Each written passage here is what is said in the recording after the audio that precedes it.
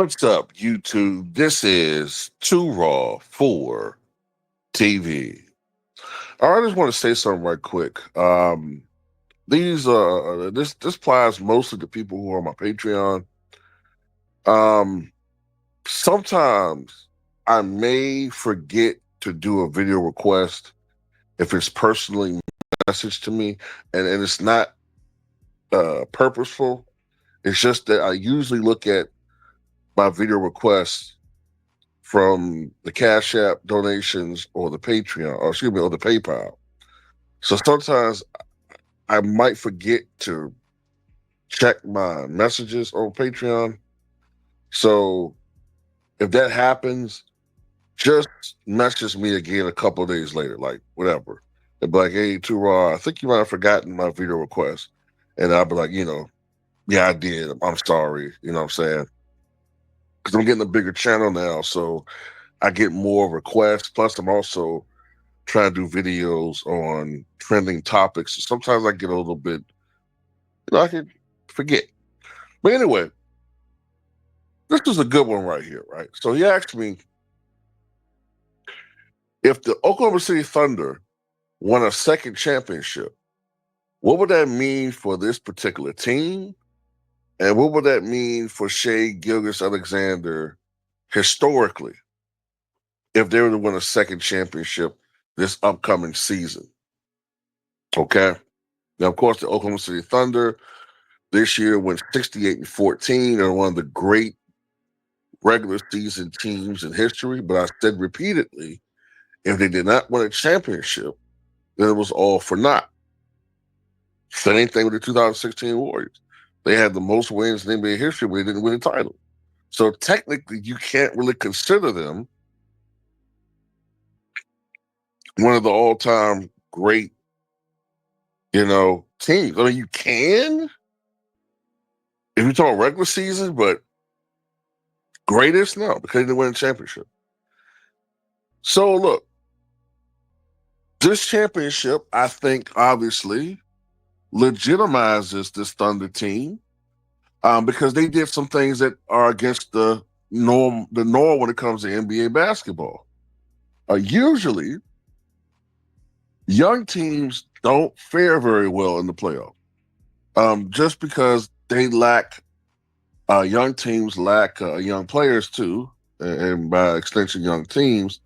They lack a certain experience. They're not used to the glitz and glamour and the pressure and the bright lights and all of these different metaphors you could use for pressure situations. They don't have the experience that older teams have. You know what I'm saying? So because of that, oftentimes they may lay some duds. The pressure, okay? Game sevens, that's not something that they're accustomed to doing or participating in. Now, this team did have some game sevens. From what I can recall, I think they played two game sevens in this playoff run against the Nuggets and against the Pacers. Both were successful.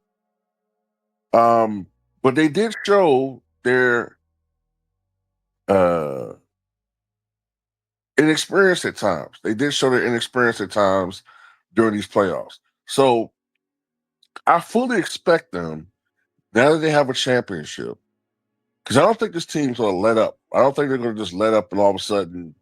I don't think this is in this team's DNA. I don't know if they're going to win 68 games this year because I think teams going to be coming at them harder. But I wouldn't be surprised if they won 60-something games again.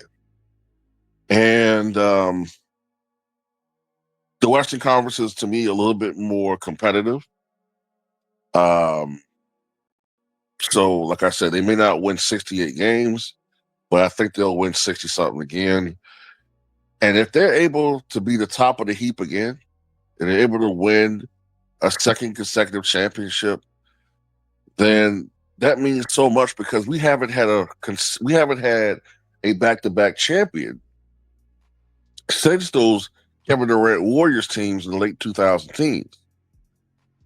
And that'll be something that would separate them from some of these other teams that have won championships that have won a title, but have been able to, in most instances, even go back to the finals, let alone, uh, what I'm saying, win a secondary championship. So that'll put the Thunder, in my opinion, firmly established as the dominant team in the NBA if they win another championship. I mean, at that point in time, even the Thunder's most ardent critics would have to agree that they're the most dominant team in the league.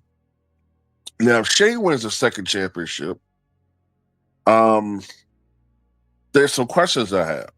Is that,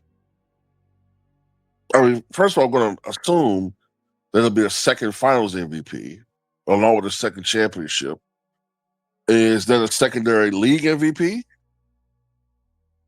Or, does he finish behind Joker, or, maybe Giannis this time wins another MVP? I don't know. Let's just say, for the sake of argument, Shai wins a second championship, a second finals MVP, a second scoring title, somehow improves overall even more.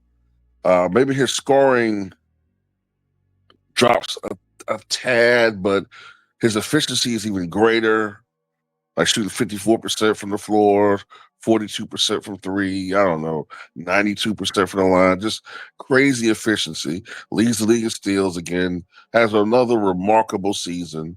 Let's say he plays in 75 games. Where would that put Shai historically if he won a second championship? Well, among point guards, it's interesting because a lot of people don't really consider Shai. They don't think of him as a point guard. They tend to think of him as a shooting guard, but he's actually a point guard. Man, if he won a second title, I think I would put him probably top 7 at that point. I think I'll put him top 7. 7 to 8, like probably.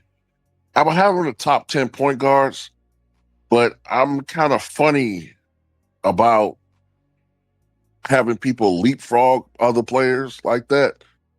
Because you also got to remember that Shai kind of has leapt into superstardom the past couple of years. He didn't come into the league as a superstar. He had to work at it. So he worked on his craft and he's improved to the point where he is who he is. So yeah, I would say if he won a second title, I would put him in the top 10 point guards, probably somewhere around 7th, maybe to 8th, and a little bit more production throughout his career as he pushes 30. Then I would probably put him top 5 as far as point guards is concerned.